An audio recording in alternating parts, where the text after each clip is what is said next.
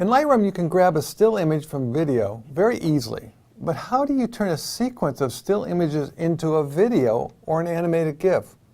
For that, you need to go into Photoshop. In this video, we'll see how. I'll start in Lightroom and select a sequence of images I want to animate. I shot these frames in sequence with the idea of animating them later. As you can see, I've applied one of Lightroom's cross-process presets to all the images.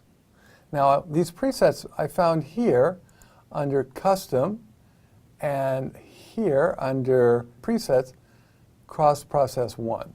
There are two ways to go from here. You can simply select the Edit in, Open as Layers link, or you can export the images from Lightroom using an export preset and open them in Photoshop.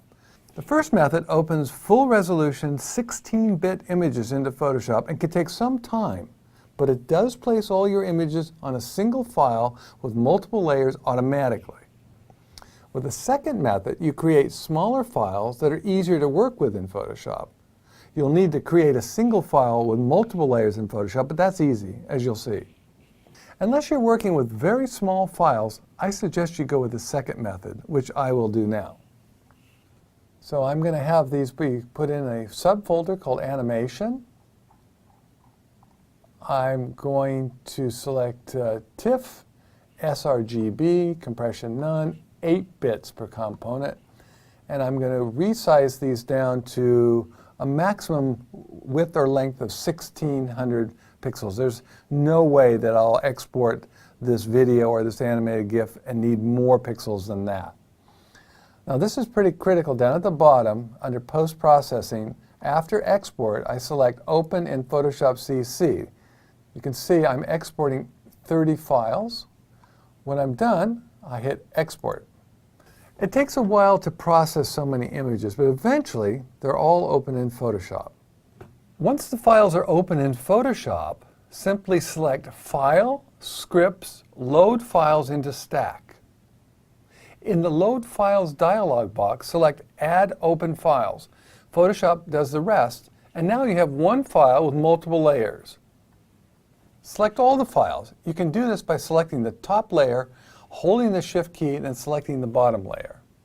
Next, we need to open the timeline. Do this by selecting Window, Timeline. In the Timeline dialog box, click Create Frame Animation. Next, go to the far right of the timeline window and select the Options icon. This brings up a pop-up menu. From this menu, select Make Frames from Layers. Your timeline will now be populated with thumbnails. The order is determined by the order of images in the layer palette. You can now play your animation by selecting the play button at the bottom of the timeline dialog window.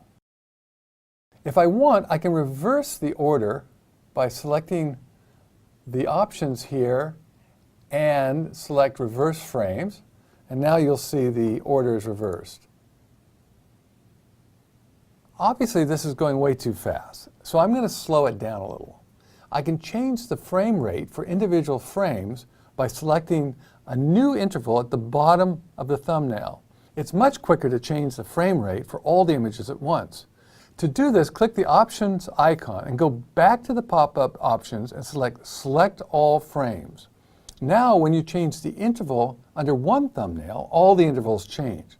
I'll make my rate 0.2 seconds and see how that plays.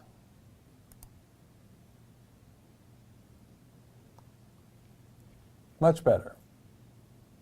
You can get really creative by adding effects, styles, and blending modes to the layers over here in the layer palette. Your changes will be reflected in the timeline. You can also add new layers at any time, say a layer with a title. Okay, now you're ready to save your work. To export it as a video, select File, Export, Render Video. In the Render Video dialog box, choose a format or a preset, and then click Render. I'll leave the preset at what I've chosen here. Okay, here's our video opened up in QuickTime. Let's see how it looks. I think that's pretty cool, huh? If you want to save your sequence as an animated GIF, select File, Save for Web. Be sure GIF is selected and that you chose a desired image size. I'm going to bring the size down, cut it in half. I don't need all that resolution for an animated GIF. You can preview the animated GIF by selecting Preview. This will open your work in a browser. That's cool. If you want your sequence to loop continuously, under Looping Options at the bottom right of the Save for Web dialog box, select Forever. Now when I open the preview in the browser, you can see it's just going to continuously loop and go on forever. Okay, that's it. Photoshop has now opened up a whole new way of sharing your still images.